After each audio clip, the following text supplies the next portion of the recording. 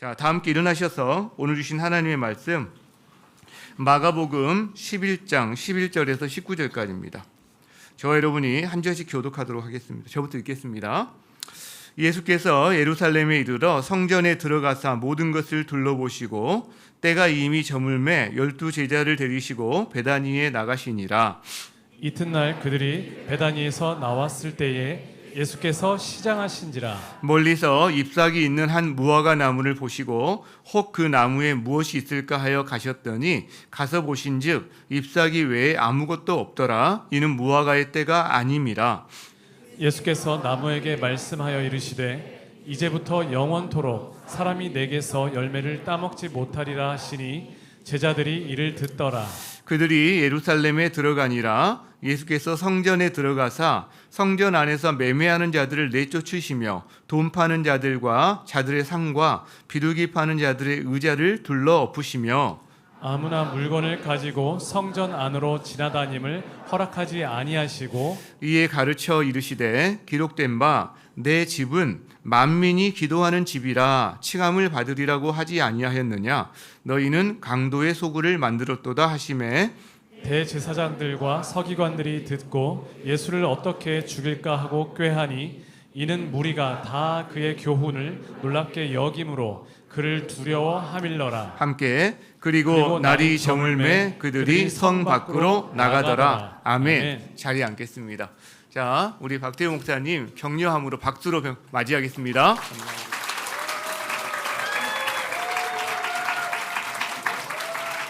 너무 큰 박수를 주시는 것 같네요.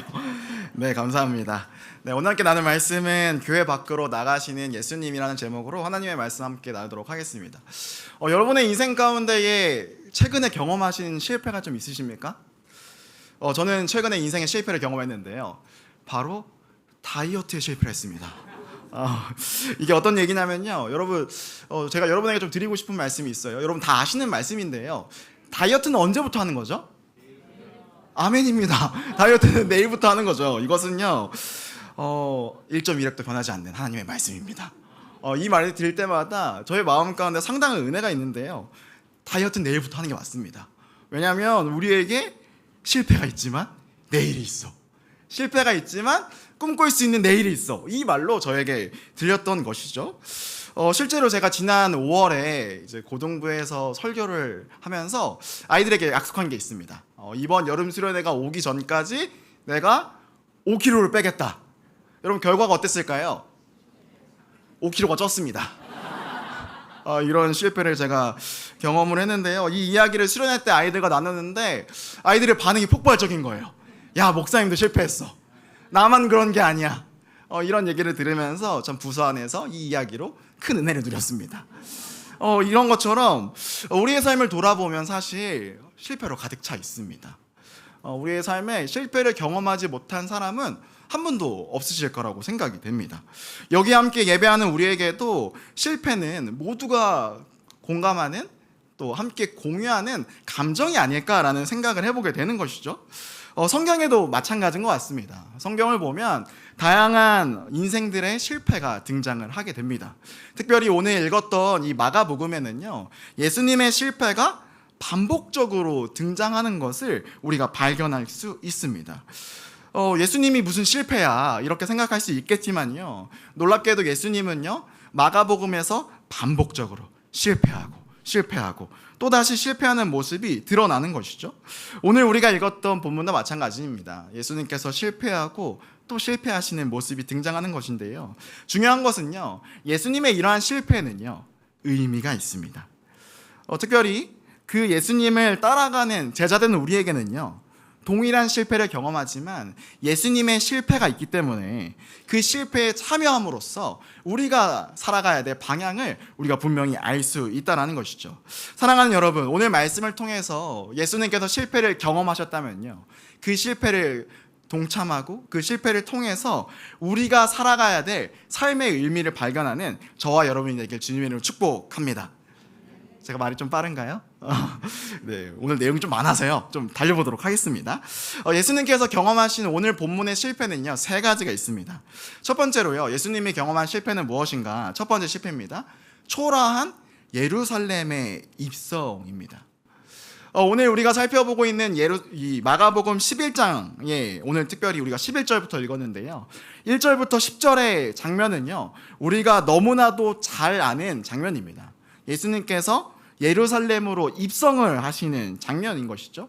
우리가 잘 알듯이 예수님께서 예루살렘으로 입성하실 때 무엇을 타고 가시죠? 나귀를 타고 가십니다. 너무 잘 아시네요. 그때요, 사람들의 반응은 그렇습니다.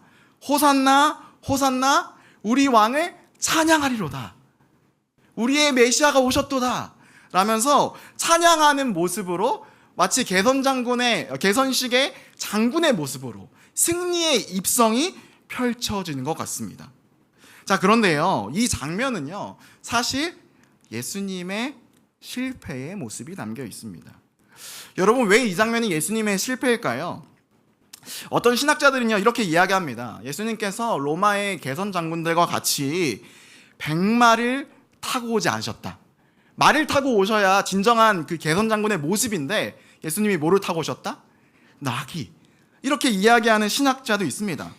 여러분, 그러나요, 이 나귀를 타고 오신 모습은요, 스가랴 9장의 말씀을 성취하시는 모습인 것이죠. 그래서 이것은 예수님의 실패가 아닙니다. 예수님의 실패의 이유는요, 바로 11절 말씀에 있습니다. 자, 11절 말씀인데요, 함께 읽도록 하겠습니다. 시작. 예수께서 예루살렘에 이르러 성전에 들어가사 모든 것을 둘러보시고 때가 이미 저물매 12 제자를 데리시고 베다니에. 자, 이 예수님의 이 예루살렘 입성은요, 성전 밖, 예루살렘 밖에서 있었던 일입니다. 자, 예수님께서 예루살렘 안으로 들어오니까요, 어떤 일이 벌어집니까? 아무 일도 벌어지지 않습니다. 그 영광스럽게 들어오셨던 그 예수님께서요, 정작 예루살렘에 들어오시니까요, 아무도 예수님을 알아보지 못하는 장면이 오늘 우리가 읽었던 11절 말씀에 등장하는 것이죠. 방금 전까지만 해도요, 예수님은요, 환영과 찬양을 받고 계셨습니다. 승리의 모습으로 입성하신 듯 하였지만 실제로요, 예루살렘에 들어갔을 때 아무도 예수님을 알아보지 못했던 것이죠. 그렇다면 예수님을 환영했던 이들의 정체가 있습니다. 오늘 우리가 읽었던 11장 바로 앞에 본문에 예수님과 함께 했던 사람들이 있는데요, 마가복음 10장 46절 말씀입니다. 제가 읽겠습니다. 그들이 여리고에 이르렀더니 예수께서 제자들과 허다한 무리와 함께 여리고에 나가실 때에, 예수님께서요, 이 예루살렘으로 오는 여정 가운데에 여리고라는 도시를 들리십니다. 그때에요, 예수님을 보기 위해서 허다한 무리, 많은 사람들이 예수님을 따르고 예수님을 발견합니다. 그리고 특별히 예수님께서 여리고에서 무엇을 하시냐면요, 바디메오를 고치시는 것이죠. 예수님께서 치유하시고 사람들을 만나시고 사람들을 위로하시는 것들을요, 이 사람들이 경험을 했습니다. 그래서 이 사람들이 예수님을 따라서 이제 예루살렘으로 들어가시는 그 길에 호산나, 호산나 찬양을 했던 것이죠. 그러나요, 예루살렘은 달랐습니다. 예수님에 대해 무관심했고 예수님이 그리스도이심을 믿지 않았던 것이죠. 이것이 바로 오늘 본문에 등장하는 예수님의 첫 번째 실패입니다. 자, 예수님의 두 번째 실패가 있는데요, 한번 따라해 볼까요? 무화과 나무의 실패. 두 번째로 예수님께서 경험하시는 실패는 무화과 나무의 실패입니다. 우리 12절부터 13절까지의 말씀을 함께 읽어보도록 하겠습니다. 시작.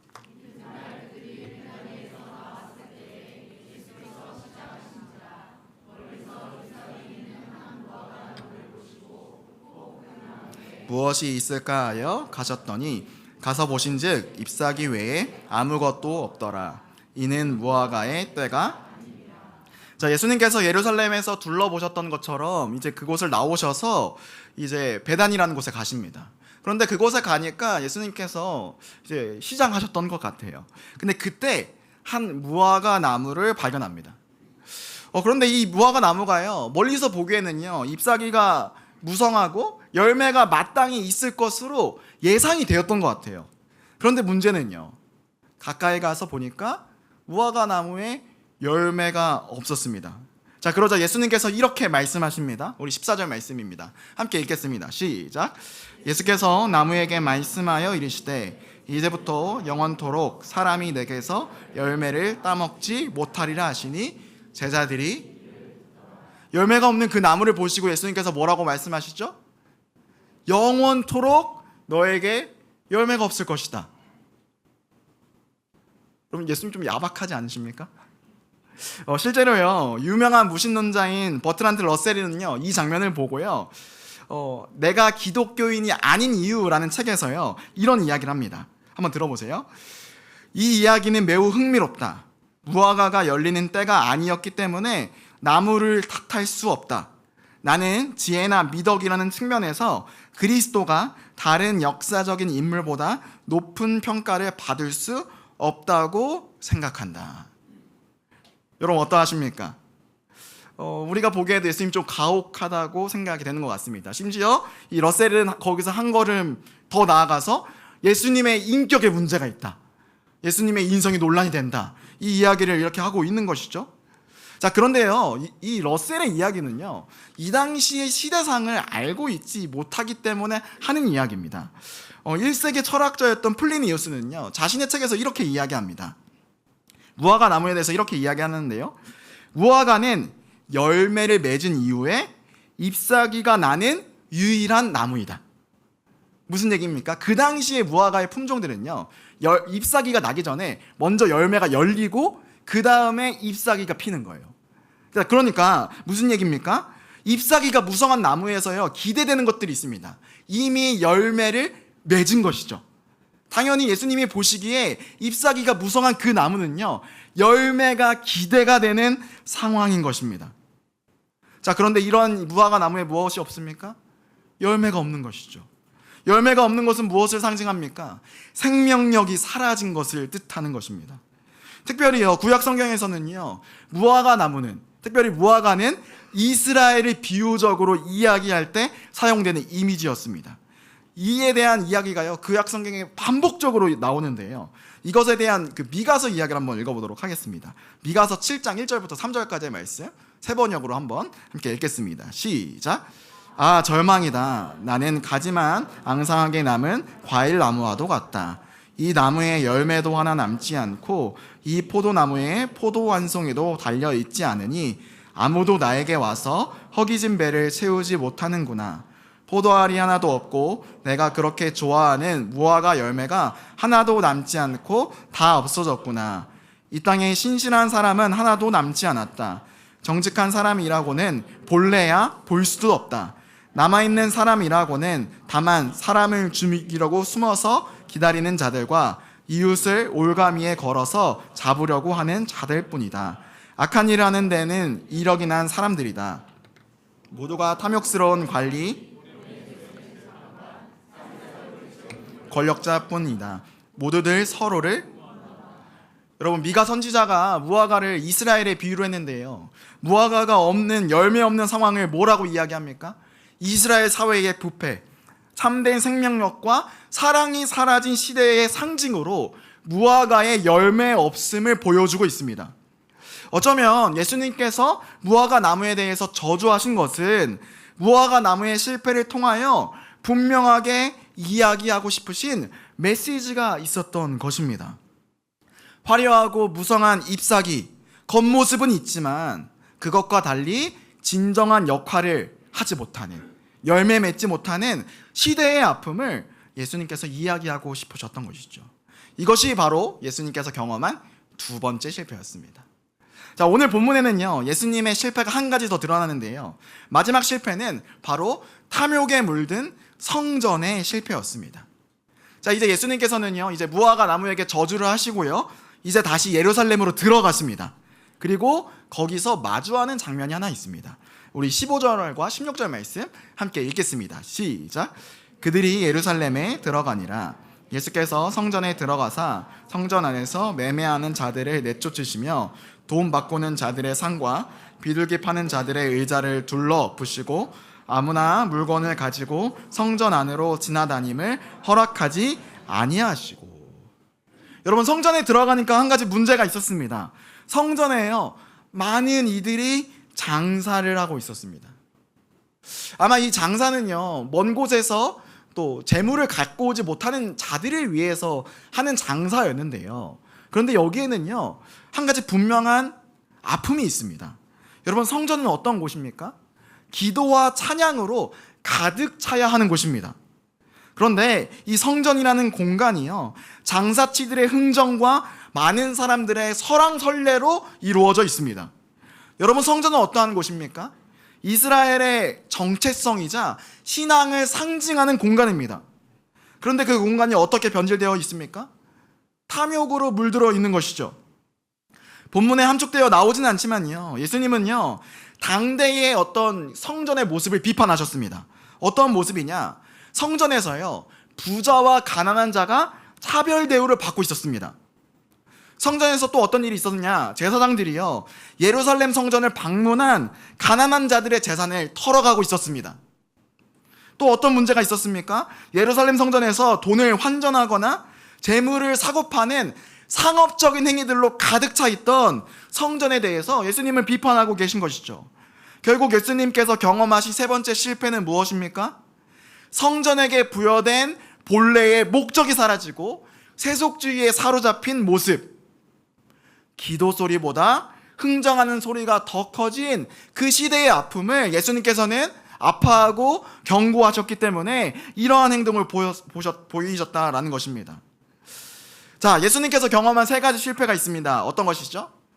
예루살렘으로의 초라한 입성, 무화과 나무의 실패, 탐욕에 물든 성전. 이 실패를 예수님께서 경험하셨습니다.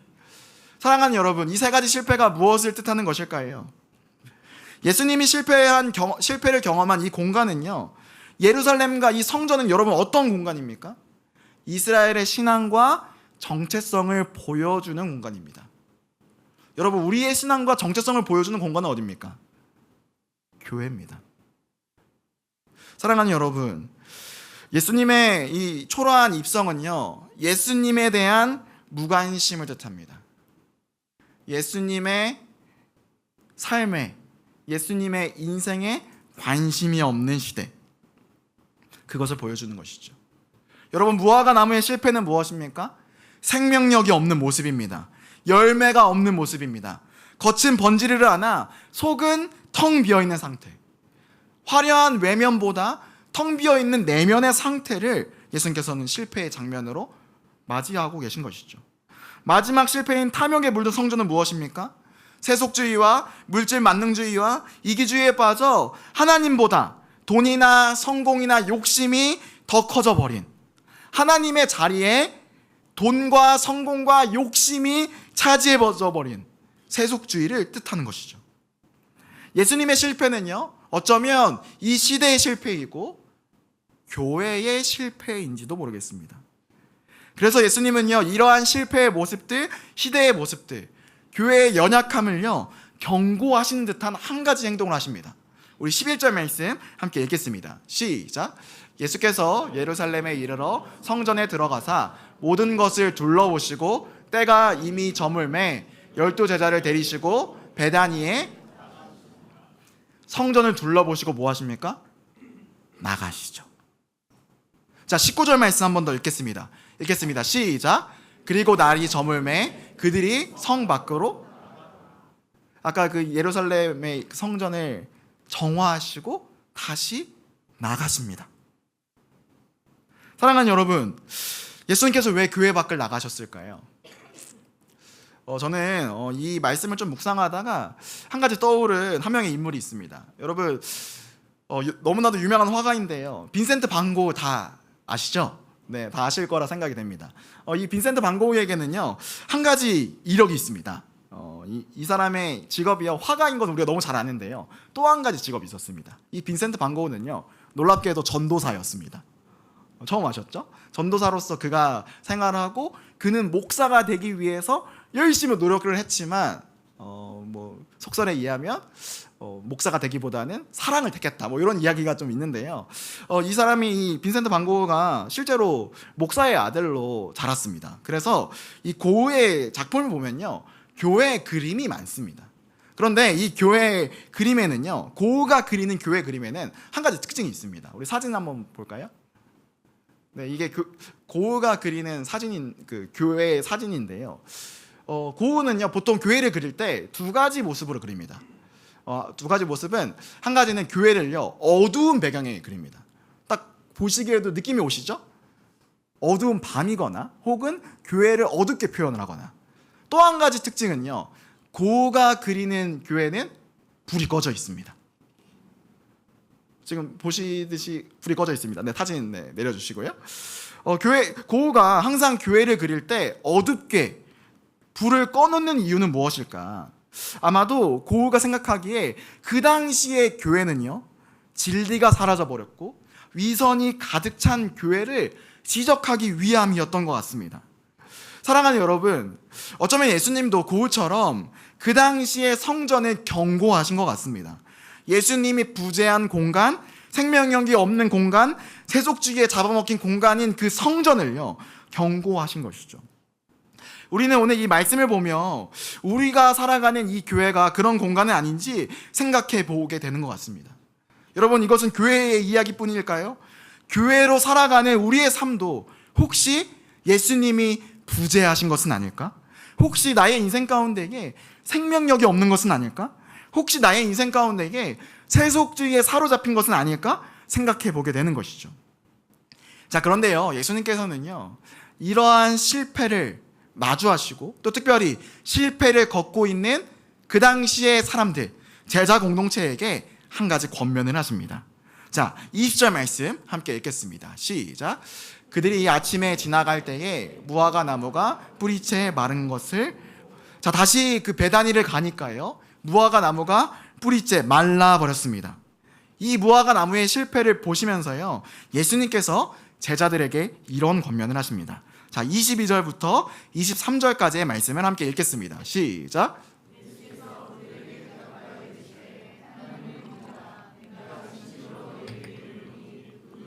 이 산더러 들리어 바다에 던져지라 하며 그 말하는 것이 이루어질 줄 믿고 마음에 의심하지 아니하며 그대로 되리라. 자, 무화과 나무 시든 것을 보시고 예수님께서 하시는 말씀이 두 가지입니다. 첫 번째, 22절 하나님을 믿으라. 자, 그리고 나서 23절에 한 가지를 덧붙이시죠. 이 산더러 들리어 바다에 던져지라 하면, 그것을 또 믿으면 그대로 될 것이다. 여러분, 예수님께서 왜 이런 말씀을 하시는 것일까요? 이 부분을 이해하기 위해선 23절에 이야기하는 산에 대한 이해가 필요합니다. 이 산은 어떤 공간일까? 이사야서 2장 2절 말씀입니다. 이사야서 2장 2절 말씀. 네, 제가 읽도록 하겠습니다. 말이래 여호와의 전에 산이 모든 산 꼭대기에 굳게 설 것이요. 구약 성경에서 성전을 지칭할 때 산이라는 표현이 함께 나옵니다. 시온이라는 개념이 바로 이 성전의 개념과 맞닿아 있는 것인데요, 여기 23절에서 말씀하셨던 그 산은요 성전을 뜻합니다. 즉 성전이 들려서 바다에 빠질 것이다 라고 이야기를 하는 것이죠. 여러분, 이 이야기를 보면요 마가복음의 한 장면이 연상이 되는 장면입니다. 마가복음 5장을 보면 한 사건이 나오는데요, 예수님께서 돼지떼에 군대 귀신을 내쫓습니다. 그리고 그 돼지떼가 바다에 빠져 죽게 되는 사건이 있습니다. 이 장면은요 그 장면이 연상이 되는 장면인 것이죠. 즉 성전도 동일하게 돼지떼의 운명처럼 바다에 빠지는, 정확하게는 무너지게 될 것을 예언하고 계신 것입니다. 그러니까 다시 말해서 예수님께서는요 눈에 보이는 이 예루살렘 성전이 실제로 무너질 것을 예언하십니다. 역사적으로 볼 때 AD 70년에 실제로 예루살렘 성전이 무너지게 되는 것이죠. 자, 이 눈에 보이는 성전이 무너질 때 필요한 것은 무엇일까? 그것을 대체하는 교회, 예수 그리스도를 온전히 주로 섬기는 교회, 그것이 대안이다 말씀하고 계신 것입니다.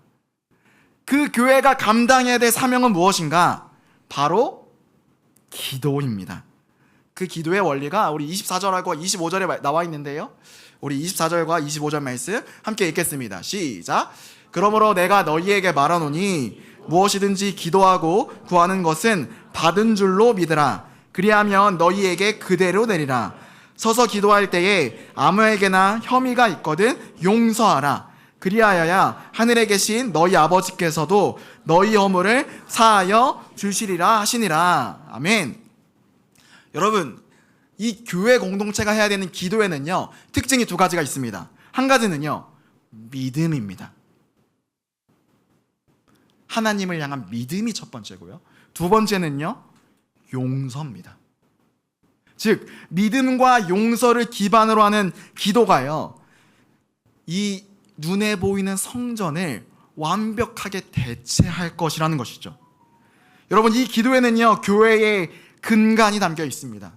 믿음과 용서를 기반으로 드리는 기도를 드리는 이 교회는요, 어떤 곳입니까? 첫 번째, 믿음이 작동하는 공간입니다.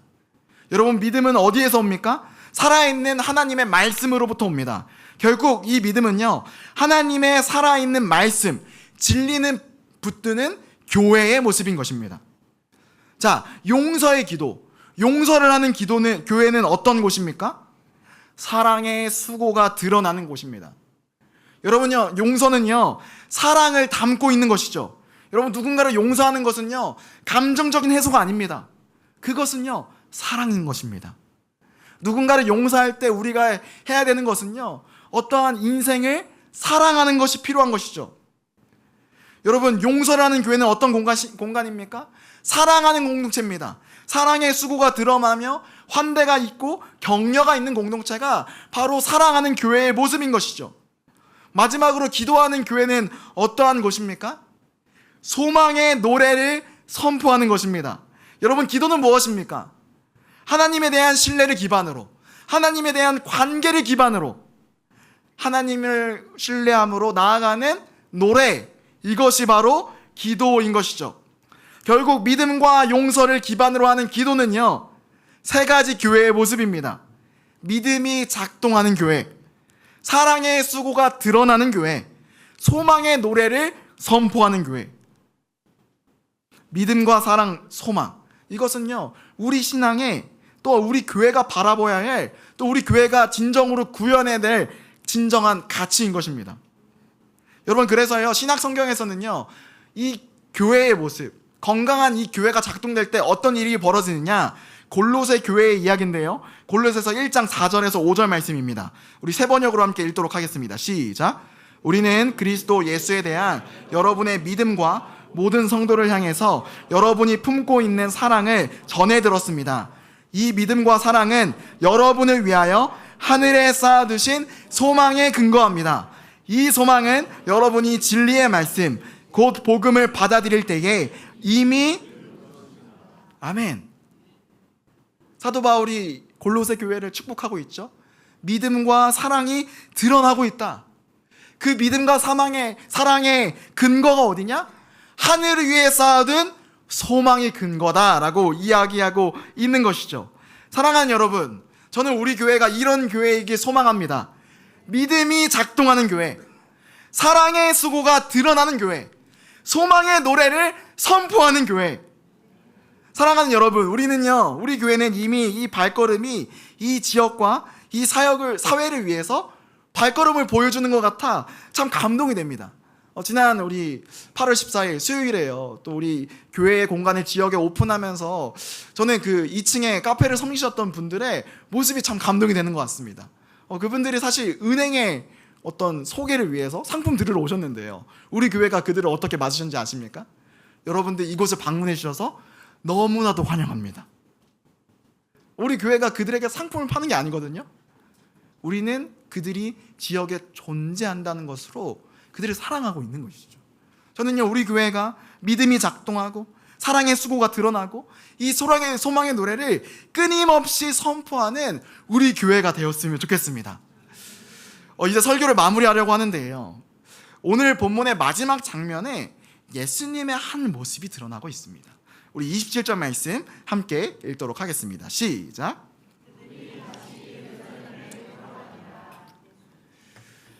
그들이 다시 예루살렘에 들어가니라. 예수님과 제자들이 다시 예루살렘에 들어가십니다. 여러분, 예수님에게 그 예루살렘은 어떤 공간입니까? 실패의 현장이었습니다. 무관심의 공간이었습니다. 그런데 예수님께서 그 실패의 현장으로 다시 들어가십니다. 그 아픔의 현장, 무너질 것을 친히 예고하신 그 예루살렘으로 다시 들어가십니다. 여러분, 예수님은 그곳에서 다시 들어가신 예루살렘에서 어떤 일을 당하십니까? 바로 이 28절부터요. 예수님의 권위에 대한 도전이 있습니다. 그뿐만입니까? 예루살렘에서 예수님을 조롱하는 이들이 등장합니다.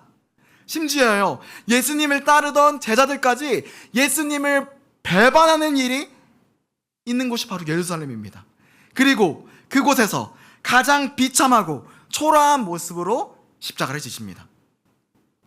교회 밖으로 나가신 그분이요, 이 실패를 위해 기꺼이 다시 실패의 현장으로 들어가고 계신 것이죠. 사랑하는 여러분, 저는 여기에 우리의 소망이 있다고 생각합니다. 여러분, 우리의 인생은요, 실패한 인생이죠. 우리의 시대는요, 실패한 시대입니다. 그런데요, 예수님은 여전히 이 실패한 인생, 실패한 시대를 포기하지 않으십니다. 그리고 우리를 위해서 기꺼이 실패의 자리로 가십니다.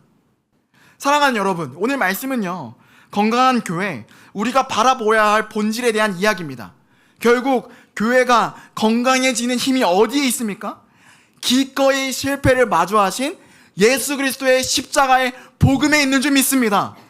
사랑하는 여러분, 또한 오늘 말씀에 등장하는 예루살렘은 어떠한 곳입니까? 어떠한 곳입니까? 건강성을 잃은 교회이기도 하지만 복음이 사라진 시대, 어두운 밤을 지나고 있는 세상에 대한 이야기이기도 합니다. 건강성을 잃은 교회에게는요, 교회를 떠나시는 예수님의 모습이 우리가 붙들어야 될 본질로 들립니다. 그러나 복음이 사라진 시대에게는요, 어두운 밤을 지나는 이 세상에게는요, 그곳에 다시 들어가시는 예수님, 그곳을 들어가서 그곳에서 십자가를 지시며 다시 그곳을 회복시키시는 예수님, 예수님의 그 발걸음이 우리가 따라가야 할 그 발걸음의 자리인 줄 믿습니다. 사랑하는 여러분, 우리 교회가요, 말씀이 작동하는 교회, 사랑의 수고가 드러나는 교회, 소망의 노래가 선포하는 교회이길 원합니다. 그리하여서요, 예수님이 떠나시는 교회가 아니라 믿음과 용서를 기반으로 하는 기도, 눈에 보이는 성전은 무너질지라도 예수님께서 원하시는 그 교회의 모습이 온전히 구현되는 우리 교회, 온전히 구현되는 우리의 삶이 되기를 소망합니다. 또한 예수님의 발걸음을 기억하기를 원합니다. 다시 예루살렘으로 들어가시는 예수님, 복음이 사라진 시대에 어두운 밤을 지나고 있는 이 세상으로 다시 들어가는 예수님, 여러분, 그곳이요, 우리의 삶의 현장입니다. 우리의 직장과 일터와 학교와 가정과 이웃과 함께 살아가는 모든 현장이 예수님께서 들어가시기 원하는 현장인 것이죠. 사랑하는 여러분, 이 시대를 보면서 어떤 마음을 가지고 계십니까? 저는 최근에 다양한 또 일련의 또 사회의 모습들을 보면서요, 참 마음이 아팠습니다. 우리 시대가 참 혐오의 정서로 가득 찼고 약한 자들이 소외가 됐으며 참 이 시대 가운데에 소망이 있을까라는 고민을 많이 하게 된 것이죠. 그러나 오늘 말씀은 우리에게 다시 한번 말씀하고 계십니다. 예수님이 이 시대를 포기하지 않으셨다. 예수님께서 이 시대를 끝까지 포기하지 않으시고 다시 그곳으로 들어가신다. 사랑하는 여러분, 그 예수님을 따라가는 저와 여러분이 되셨으면 좋겠습니다.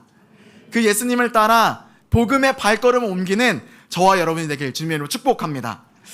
우리 시간 함께 우리 찬양하면서 이 시간 좀 나아갔으면 좋겠는데요, 내는 주의 영광을 보내 라는 찬양입니다. 저는 이 찬양 할 때마다 너무 감동이 됩니다.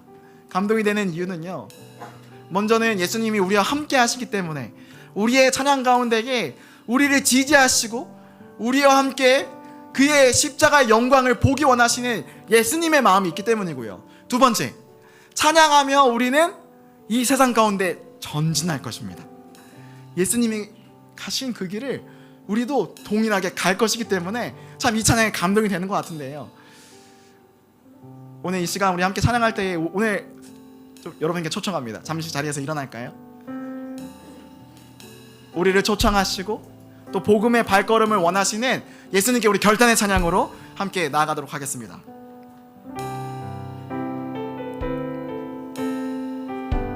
내는 주의 영광을, 내는 주의 영광을 보내. 우리 가운데 계신 주님, 그 빛난 영광 온 하늘 덮고, 그 찬송 온 땅 그 가득해. 찬송 온 땅 가득해. 내는 주의 영광을, 내는 주의 영광을 우리의 찬송 가운데, 찬송 가운데 서신 주님, 주님의 얼굴을, 주님의 얼굴을 온 세상 향하네. 권능의 발을 드셨네. 함께 선포합시다. 주의 영광, 주의 영광 이곳에 가득해. 우리 섬에 주님과 함께 찬양하며 우리는 전진하리. 모든 열방 주보. 다시 한 번 더 고백할까요? 내는 주의 영광을, 내는 주의 영광을 보내. 우리 가운데 우리 가운데 계신 주님, 그 빛난 영광 온 하늘 덮고, 그 찬송 온 땅 가득해. 내는 주의 영광을, 내는 주의 영광을 우리의 찬송 가운데, 찬송 가운데 서신 주님, 주님의 얼굴을 기억합시다. 주님의 얼굴을 온 세상 향하네. 함께 선포합시다. 권능의 발을 드셨네. 주의 영광, 주의 영광 이곳에 가득해. 우린 선해 주님과 함께 찬양하며 우리는 전진하리. 모든 열방 주 함께 선포합시다. 하늘 아버지, 하늘 아버지 우리 새롭게 하사. 열방 중에서 주를 섬기게 하소서. 모든 나라 일어나 찬송 부르며 영광의 주님을 우리 두 손을 높이 들고 선포합시다. 주의 영광, 주의 영광 이곳에 가득해. 우린 선해 주님과 함께 찬양하며 우리는 전진하리. 모든 열방 주 볼 때까지 찬양하며 우리는 전진하리. 모든 열방 주 우리 마지막으로 고백합시다. 찬양하며 우리는 전진하리. 모든 열방 주 볼 때까지. 이번 시간 우리 이 두 가지 기도 제목을 놓고 함께 기도하기를 원합니다. 먼저 우리 교회를 위해 기도합시다. 사랑하는 주님, 우리 교회가 말씀이 작동하는 교회이기를 소망합니다. 사랑하는 주님, 사랑의 수고가 드러나는 교회가 우리 교회이기를 원합니다. 주님, 소망의 노래를 선포하는 교회가 우리 교회이기를 원합니다. 우리 이 시간 우리 교회를 위해서 기도해 주시고요. 두 번째로 기도합시다. 주님, 우리가 예수님의 발걸음을 기억하며 우리도 발걸음을 옮기기를 원합니다. 실패한 시대 가운데에 기꺼이 들어가신 예수님, 우리도 그 길 가운데에 동일하게 들어가기를 원합니다. 예수님의 사랑을 전하는 우리의 인생이 될 수 있도록 주님 인도하여 주시옵소서. 이 시간 두 가지 기도 제목을 가지고 주여 한번 크게 외치고 전심으로 기도하겠습니다. 주여